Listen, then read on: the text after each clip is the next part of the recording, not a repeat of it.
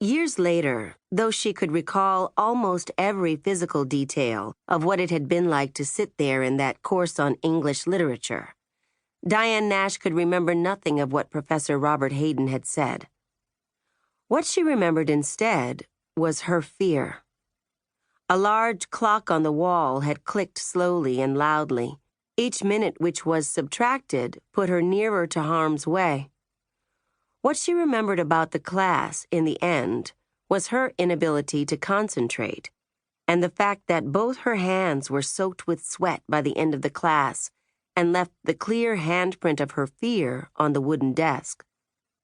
It was always the last class that she attended on the days that she and her colleagues assembled before they went downtown and challenged the age-old segregation laws at the lunch counters in Nashville's downtown shopping center. No matter how much she steeled herself, no matter how much she believed in what they were doing, the anticipatory fear never left her. It had been at its height the night before the first sit-in, on February 13th, 1960. On that evening, she had sat alone in her room at Fisk University. Suddenly, she was hit with an overpowering attack of nerves. What had she gotten herself into? She wondered. She was supposed to march that next day into downtown Nashville and challenge the existing white power structure. She, Diane Nash, a coward of the first order in her own mind, a person absolutely afraid not just of violence, but of going to jail, was going to join a small group of black children and ministers and take on the most important and resourceful people in a big, very white, very southern city. She and her friends, who had nothing and were nothing, were going to go up against white businessmen who were rich and powerful and connected to the white politicians who were their pals and who agreed with them on everything.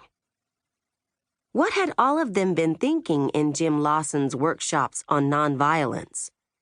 These men would have nothing but scorn for a bunch of black children venturing into their territory.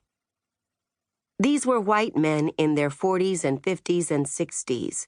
They owned the police force of the city, and they owned the judges who sat in the city's courts.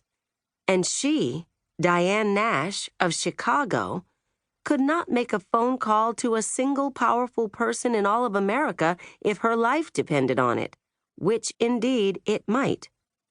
She was now all of 21, and she was in way over her head. Somehow she had been caught in the camaraderie and had begun to surface as someone outspoken and confident. The others, she knew, had already started to look up to her as a leader, but they had no idea how scared she was. It was a joke, she thought. It will never happen. We are a bunch of children. We're nice children, bright and idealistic, but we are children. And we are weak.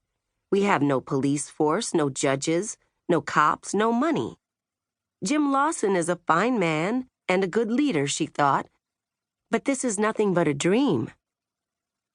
She could almost see those powerful white men, like the white men she had seen in movies, who sat around and knew how to make decisions, hearing the news that a small group of black students were insisting on being served at the lunch counters at downtown stores and laughing at them.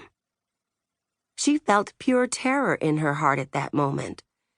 And if there had been any way she could disappear from the movement without causing great shame to herself and letting down these others, she would have done it. If there was anything besides the cause itself which kept her from bailing out, it was the growing loyalty she now felt to the others in this small and, she hoped, hardy group of young students who had become not merely her colleagues, but now her friends.